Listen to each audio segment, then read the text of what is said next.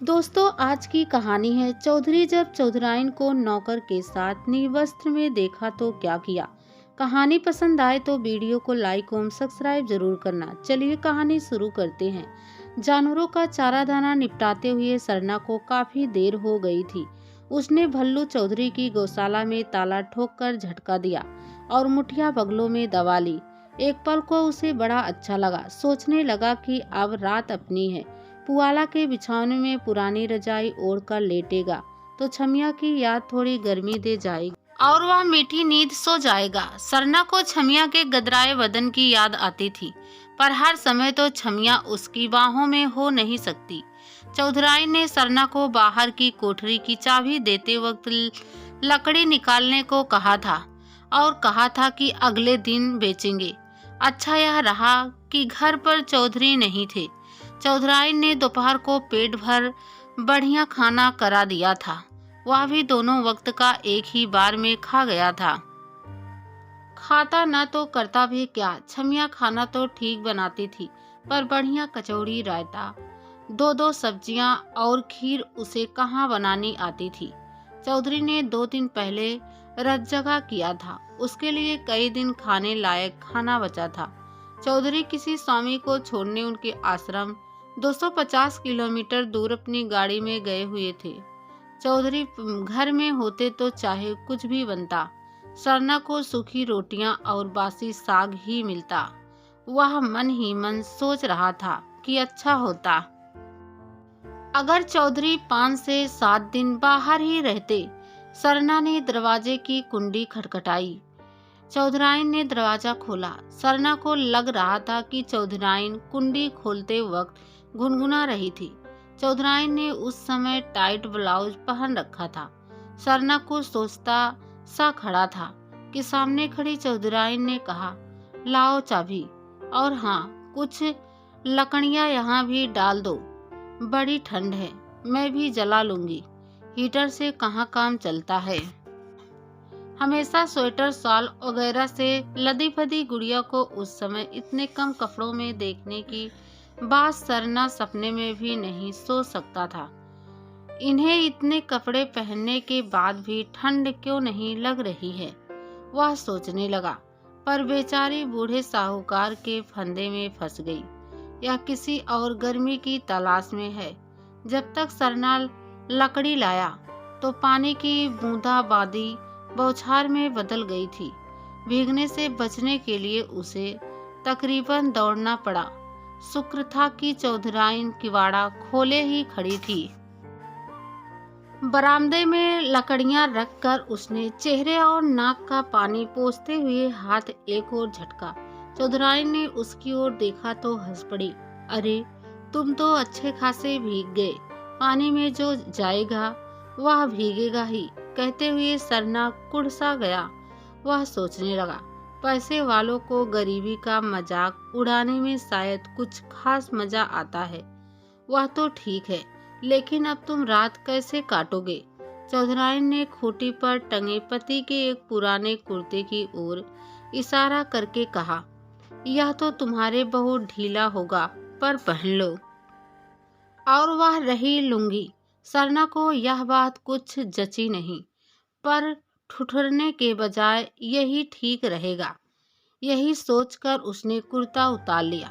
अब चौधराइन अंदर की ओर चली गई थी। लुंगी और ढीला ढाला कुर्ता पहनते हुए सरना को लगा कि चौधराइन उसे देख रही है। सरना को अजीब लग रहा था।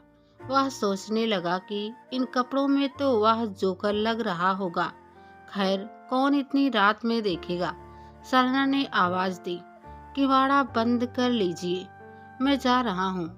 मैंने बरामदे में लकड़ियाँ जला दी है, आप यहाँ बैठकर आग सेक सकती है। तभी खाने की थाली लिए आती चौधराइन ने कहा, अजीब बात है, पानी बरस रहा है, फिर भीगना है क्या। खाना खा लो, शायद तब तक पानी रुक जाए। घर में छाता भी नहीं है। चौधरी साहब छाते को अपने साथ ले गए हैं। यह तो मुंह मांगी मुराद थी सरना के लिए।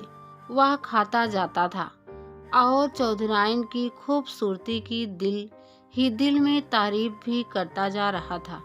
तब तक बरामदे की लकड़ियां जलने लगी थी। उसे भी गर्मी महसूस हो रही थी। सरना को लग रहा था कि यह वाकई बड़ी नेक औरत है। इसे बूढ़े चौधरी के पल्ले बांधकर कुदरत ने इसके साथ बहुत बड़ा मजाक किया है। अब तक औलाद का मुंह तक नहीं देखा बेचारी ने, जबकि ब्याह हुए 7 से 8 बरस गुजर गए हैं। चौधरी ने इसलिए किसी पोंगापंथी स्वामी को बुलाकर बच्चे देने की मन्नत मांगी थी और भंडारा किया था। सरना खाना खाकर हाथ मुंह धो चुका था, पर पानी रुकने का नाम नहीं ले रहा था। उल्टे बारिश तेज होती जा रही थी। आग के पास हाथ पैर सेक कर सरना ने कहा, अब मैं चलूंगा मालकिन। इतनी रात को अकेली चौधराइन के पास सूने घर में रुकने का सरना का मन था, पर जानता था कि पकड़ा गया तो उसका घर-बार सब जला दिया जाएगा। इसलिए उसे वहां से जाने की उतावली हो रही थी। चौधराइन ने नीचे से ऊपर तक उसे गौर से देखते हुए कहा, बहुत अच्छे।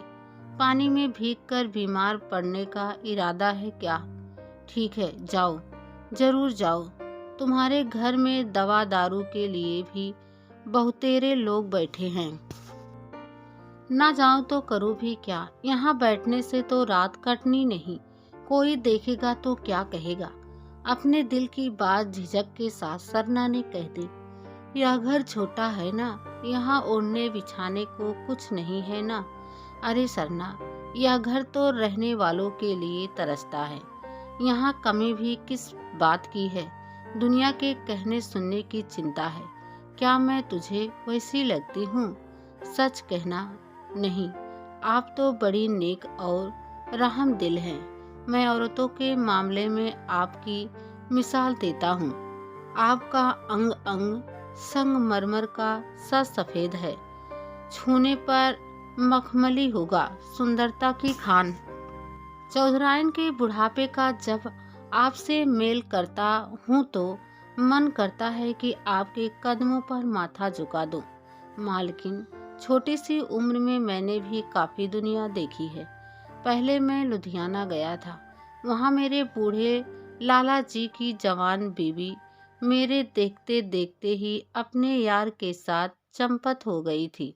लगता था जैसे सरना की बात बांध तोड़कर नदी की तरह बह निकली थी। चौधराइन ने आग और तेज करते हुए सिसक कर सरना की ओर आते हुए कहा, और क्या देखो?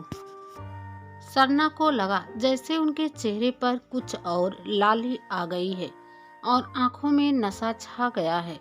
वह बात करने में कुछ कुछ अटकने सी लगी हैं। उसने लाला और यार की कहानी 2-4 बातों में बता दी कि कैसे उसने ही उन्हें कमरे में साथ सोते देखा था।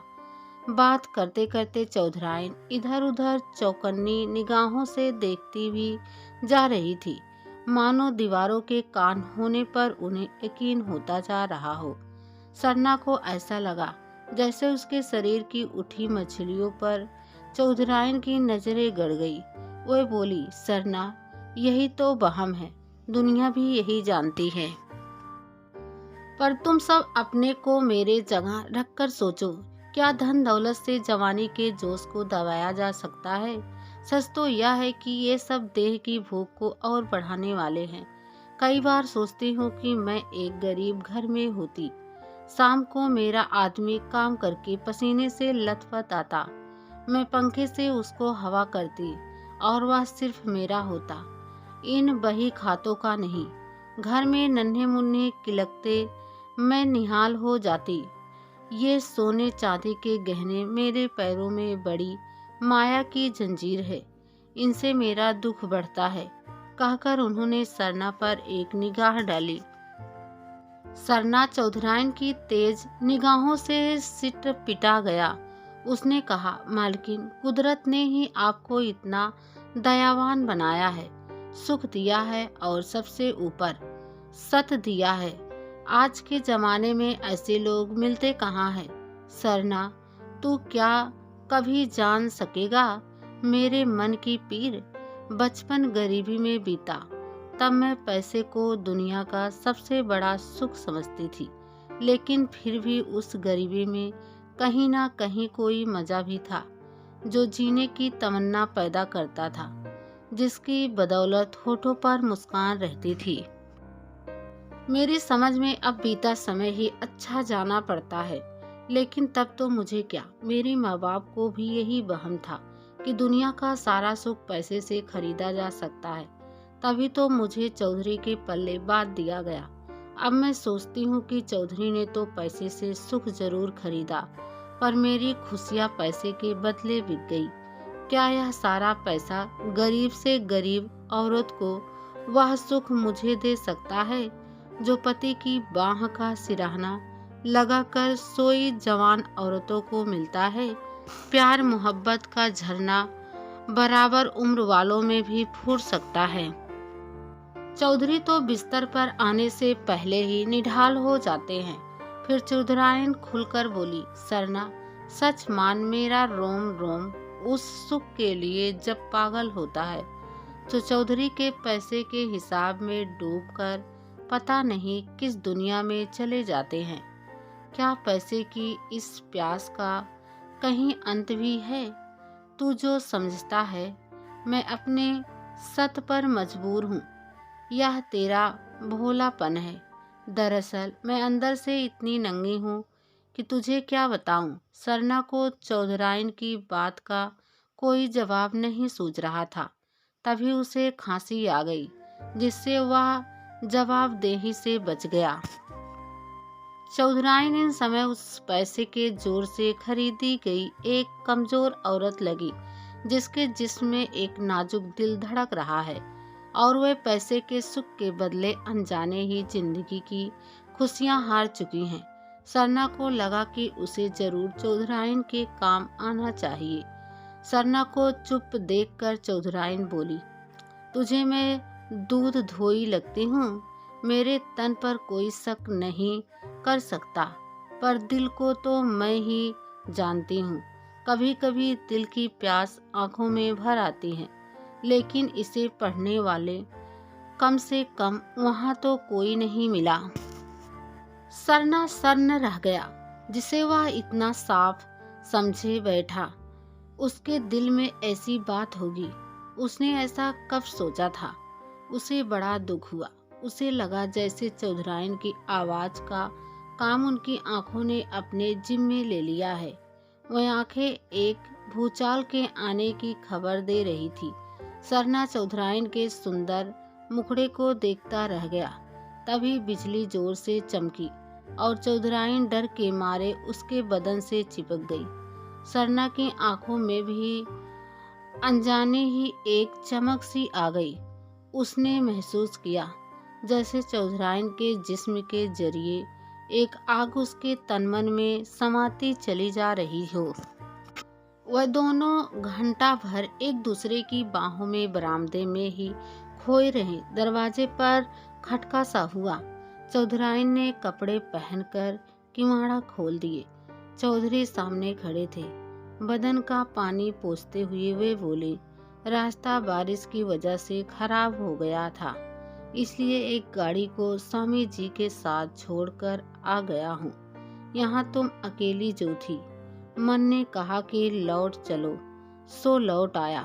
तुम्हें हैरानी तो नहीं हुई इस तरह मेरे लौटने पर? यह अच्छा किया कि सरना को रोक लिया था। यह बड़ा अच्छा लड़का है। ऐसी सुनसान रात में अकेले रहना भी तो ठीक नहीं था। चौधराइन अपने आदमी के इस यकीन पर हैरान रह गई। अगर वह थोड़ी देर और कर देते तो जवानी का तूफान दोनों को पता नहीं कहाँ ले जाता। चौधराइन मुस्कुराकर बोली, हैरानी? वह भी आपके आने की? हैरानी तो तब होती जब आप ना आते। सरना भी रुक नहीं रहा था, कह रहा था कि चौधरी आते ही होंगे। थोड़ी देर की तो बात है, आप अकेले ही वक्त काट लीजिए। पर सच मानिए, आपके बिना सब सूना सूना लगता है। घर जाते समय सरना सोच रहा था, चौधराइन के दिल का सारा बोझ जैसे उसके दिल पर आ गया है। अब उसे इस बात की चिंता थी कि अगर फिर किसी दिन चौधरी रात को घर नहीं लौटे तो उस वक्त क्या होगा।